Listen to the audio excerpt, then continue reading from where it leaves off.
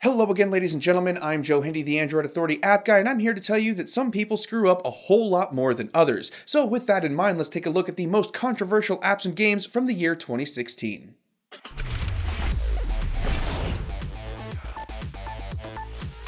The first Badland was one hell of a good platformer game. It was a pay-once title with tons of gameplay features. Thus, we were excited when we learned that Badland 2 was coming out. That is, until we learned that it was coming from Cheetah Games, a branch off of Cheetah Mobile, the makers of the Clean Master app. Their beta release of the application contained rampant advertising and in-app purchases, which made everybody understandably angry. The first full release returned to a pay-once following all of the backlash. However, there is still tons of advertising along with other corny freemium mechanics that just make the game less enjoyable. Beam was an attempted social media application that was created by popular YouTuber Casey Neistat. It never quite achieved the popularity of his YouTube channel, but it did work pretty well. In late 2016, Neistat sold the application to CNN for $25 million. Following this, he quit his daily vlog and is now doing some big project for CNN. Many have labeled Neistat a sellout, and many more are wondering how Beam was worth $25 million to begin with. In early 2017, Beam will be taken down and destroyed, so it's not something we'll have to think about for very long. ES File Explorer didn't have the best year. Once known as the best free file explorer out there, the application began its decline by adding in a bunch of snake oil features like performance boosting, cache cleaning, and task management. The decline reached critical when the application released an update in 2016 that added a so-called charge booster into the app and then hijacked the lock screen with advertising. The outcry was bad enough that the lock screen aspect was taken down, but by then the damage had been done. We're sure many still use ES File Explorer, but its nearly ubiquitous praise from users and pundits alike no longer exists. Evernote had a fairly interesting year. Their first big step was cutting down the features that free users get while beefing up the features that paid users get. This caused mild annoyance among people, but it wasn't really all that bad. However, they followed it up by announcing a new privacy policy in late 2016 that would allow some employees to see users' notes. This was done as part of a machine learning feature that the company was working on. The backlash was immediate, harsh, and angry, which led the CEO to announce a reversion to the old privacy policy soon after. Everything is back to normal from now, unless you're a free user of course, but it wasn't a great year for Evernote.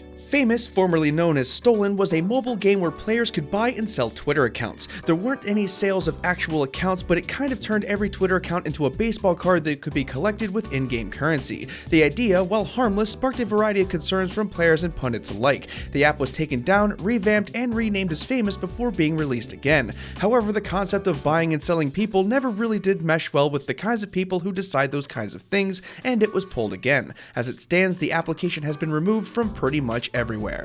Miitomo was released earlier this year. Does anybody remember Miitomo? For those who don't, Miitomo was Nintendo's first official release on Android. It's essentially a social media app with cutesy Nintendo stuff everywhere. People ask you questions, you answer them, and then you get coins to customize your little Miitomo character. The game was wildly popular for like 1 week and then dropped off the face of the earth the next week. People were undecided on whether or not it was actually a game, let alone whether or not it was any good, and people did feel a little weird about answering questions for total strangers.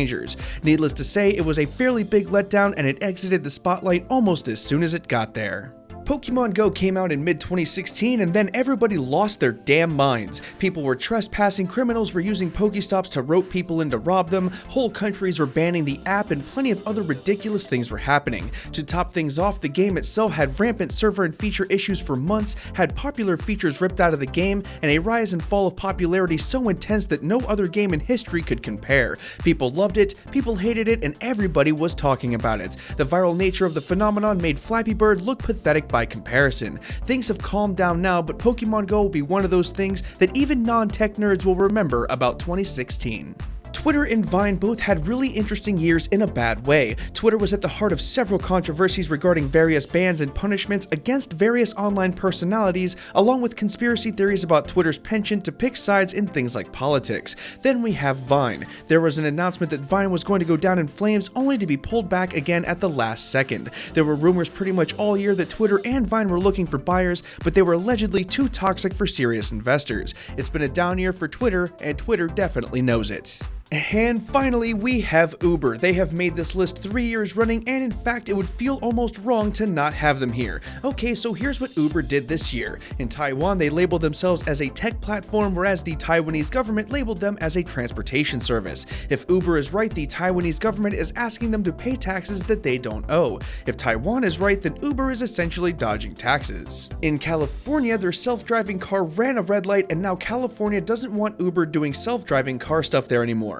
Uber fought it, but ultimately took their project to Arizona instead. As per the norm, it was a crazy year for Uber. Oh, sorry, I misread that. Every year is a crazy year for Uber.